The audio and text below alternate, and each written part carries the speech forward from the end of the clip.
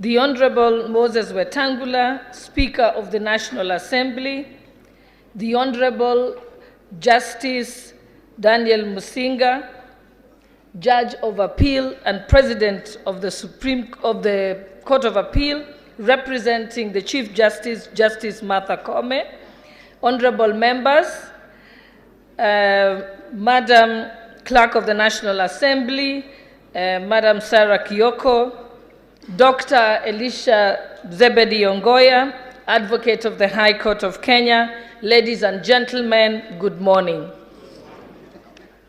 Allow me to begin my remarks by congratulating all honorable members, individually and collectively, for their recent election victory, and to have the opportunity to serve this nation. Indeed, it is a privileged position. Out of 50 million Kenyans, you are the select 349 persons to represent our country. The promotion of good governance requires a parliament that can effectively perform the three cardinal functions of representation, oversight regarding the executive, and lawmaking. As parliamentarians, we must build a better tradition of rule adherence and integrity to ensure the greater public confidence in the political process and in our common vocation. Our role as members does not mean, however, that we are going to spend most of our time in the House at plenary. As we are going to find out during this induction, an MP spends far more time working outside the House. The job transcends across a range of portfolios. One time you will find yourself participating in committee interactions with other arms of government and members of public during public participation.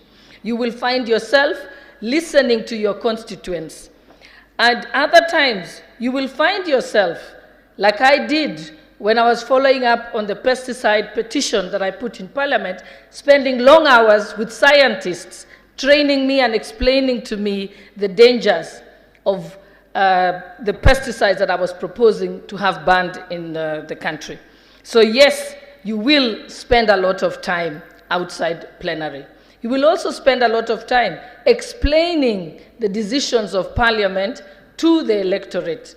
For example, when the public debt ceiling was raised by Parliament, then members of the public will take you on, and it will be your responsibility as a parliamentarian to use every avenue and every platform you have to ensure that you explain all those issues. Honorable members, your mandate, as I have briefly mentioned, is wide and calls for adequate preparation on your part. The theme for this induction is setting the stage for a smooth takeoff. This was carefully selected to reflect this reality. This theme refers to the consequent transition to the 13th Parliament, requiring an efficient and effective framework for enhancing people and adopting best practices in so doing. Aware that a number of you are first-time members of Parliament, it is important that we undertake this induction training to leverage on our skills and competencies in our legislative work. Honorable members, ladies and gentlemen, key among the issues to be discussed in this induction is the committee system of Parliament. As you are aware, the Committee of the House are the workshop of Parliament and play a pivotal role in the work of Parliament. Committees will accord members an opportunity to adequately serve the people they represent. Under the revised National Assembly standing orders, the number of committees have been increased and their respective mandates reconstituted. I therefore encourage those who will become chairpersons of committees to be diligent and proactive and responsive in their work. Chairpersons of committees should raise any issues that they require to be addressed at the meetings of the liaison committee, which I undertake to hold regularly. This will ultimately aid in the improving the workings and output of the House during this parliamentary term. Honorable members, I wish to state that the induction retreat serves as a benchmark for future engagements in the House. Therefore, I implore members to dutifully attend the sessions, even for those who are re-elected members and who have attended previous inductions of Parliament.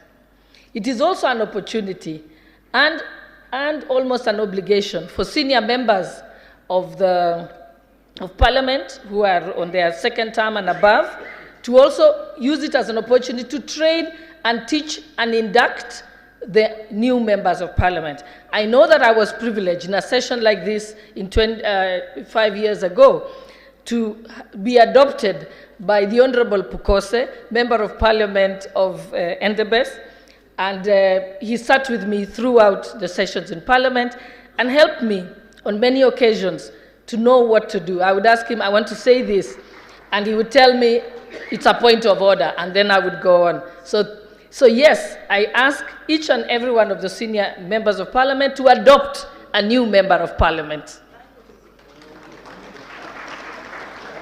I also request that you reach out to the members of staff of the parliamentary service, because Parliament has some of the most brilliant brains in the country.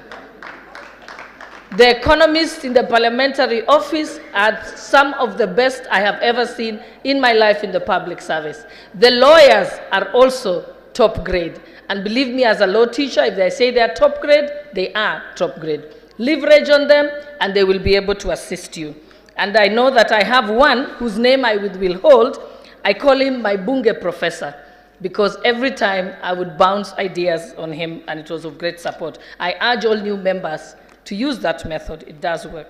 Honorable members, before I conclude my remarks, I wish to highlight a few tips for success, especially for the new members among us, which we can use to guide us in our role as representatives of the people. 1, learn the guiding norms, the Constitution, the Parliamentary Powers and Privileges Act, and the National Assembly Standing Orders. I know that I was told by our immediate former leader of majority, Aden Duale, that MP for Garissa, who then said to me, if you don't learn the standing orders, you then will not have any confidence and you won't be able to speak up. So if you know the standing orders, it gives you more confidence to be able to address the House. Thank you for that advice, leader. Secondly, manage the NGCDF well, and for the women representatives, the National Government Affirmative Action Fund, because if you manage that well, you surely will be re-elected. 3, listen to your people. Unfortunately, most MPs wait until the last year of their term in Parliament to start doing what they call listening to the ground. Nasikiza ground. Start listening now to the people you represent, or else you will live to regret. I know, and when we talk about listening to the ground and representing your people, it doesn't necessarily mean even it's being their voice at a national platform. You have to be their voice. I know some people one time said, but Gladys didn't campaign much on the ground. And I said to them, I've been campaigning for 4 years. When I was involved in the BBI campaign, that was representing my people. When I was involved in the Inua Mama campaign, that was representing my people. So representing your people doesn't necessarily confine you to interacting personally with them, but being their voice at the national level. When I made TV appearances, it was not for showbiz. I was the voice of my people at the national stage, the people that I represent. And number 4, be present.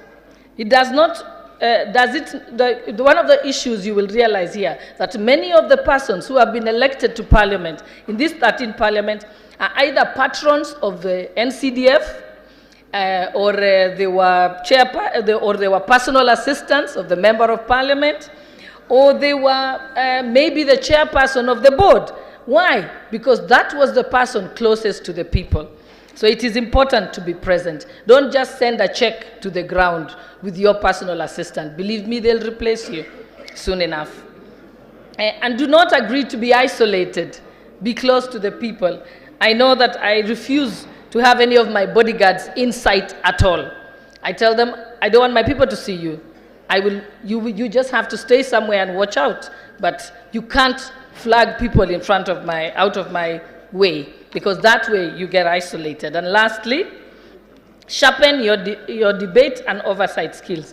Your participation in respective committees gives you a training ground. If you want to be a great debater and a hawk-eyed member in relation to oversight matters, attend committee meetings and participate in committee meetings. It will make you a much better debater on the floor. Also, if it is not a matter, the matter is coming before the House and it was not before your committee, always the staff members and researchers at the parliamentary offices would be happy to give you notes and be able to take you through the issues. And therefore, make good use of them. They are extremely helpful. I recall a member in the 12th Parliament who never attended any committee meetings. One day, he was put to task on a matter being contributed to in the House. All he could say is, "Nisawa." The member never made it back to the House, all because when he was asked whether he was okay with the squatters in some land in his constituency being evicted, his response was, "Nisawa." I hope you will not be in that category of Nisawa too, Mheshimiwa. Finally, I commend the acting clerk of the National Assembly, Madam Sarah Kiyoko, a long-standing parliamentary officer, and all the staff of Parliament for their efforts in preparing for the 13th Parliament, starting from the pre-swearing-in sessions that were executed well, and I request you to continue facilitating the honourable members with an elevated degree of proficiency, professionalism, and impartiality.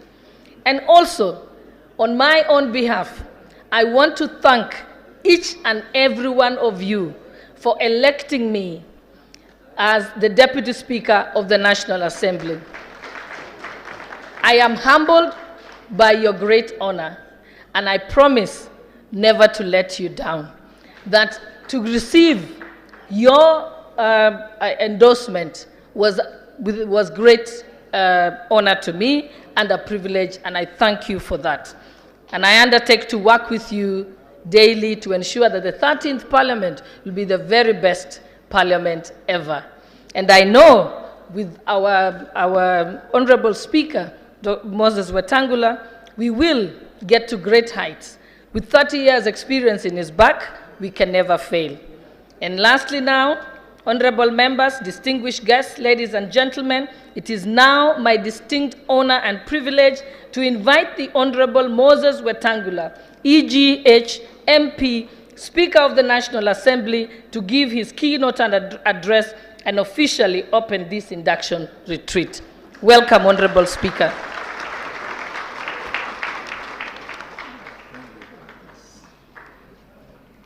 Thank you, Honorable Shollei, boss.